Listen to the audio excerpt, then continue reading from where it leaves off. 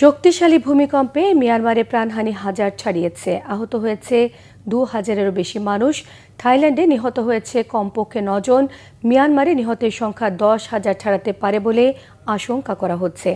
Naypyidaw, সাইগাইং, Mandalay সহ ৫টি শহরে ধসে পড়া ভবনের নিচে চাপা পড়েছে অসংখ্য মানুষ। সাহায্যের হাত বাড়িয়েছে জাতিসংঘ, যুক্তরাষ্ট্র সহ বেশ কয়েকটি দেশ। শহীদ আরাফাতের ডেস্ক রিপোর্ট।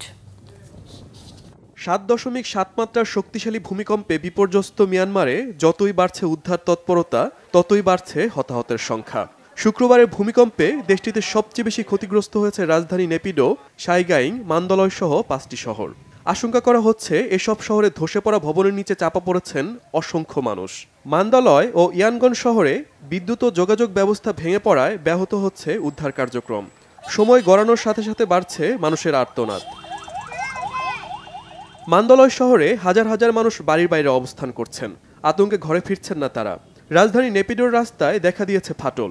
জান্তা সরকারের পক্ষ থেকে মিয়ানমারের মান্দালয়, সাইগাইং সহ ৬টি অঞ্চলে জরুরি অবস্থা জারি আছে। জান্তা প্রধান মিন অং আন্তর্জাতিক সাহায্যের জন্য আবেদনের পর জাতিসংঘ, যুক্তরাষ্ট্র সহ বেশ কয়েকটি দেশ এগিয়ে এসেছে। আমরা সব ধরনের সাহায্য করতে প্রস্তুত।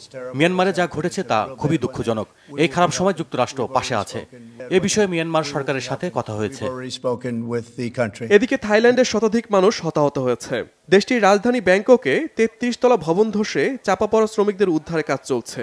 এর আগে শুক্রবার স্থানীয় সময় বেলা ১২টা ৫০ মিনিটের দিকে মিয়ানমারে আঘাত হানে ৭.৭ মাত্রার শক্তিশালী ভূমিকম্প। এটির কেন্দ্র ছিল মিয়ানমারের মান্দালয় শহর থেকে প্রায় ১৭ কিলোমিটার দূরে। ভূমিকম্পের উৎপত্তিস্থল ছিল ভূপৃষ্ঠের ১০ কিলোমিটার গভীরে।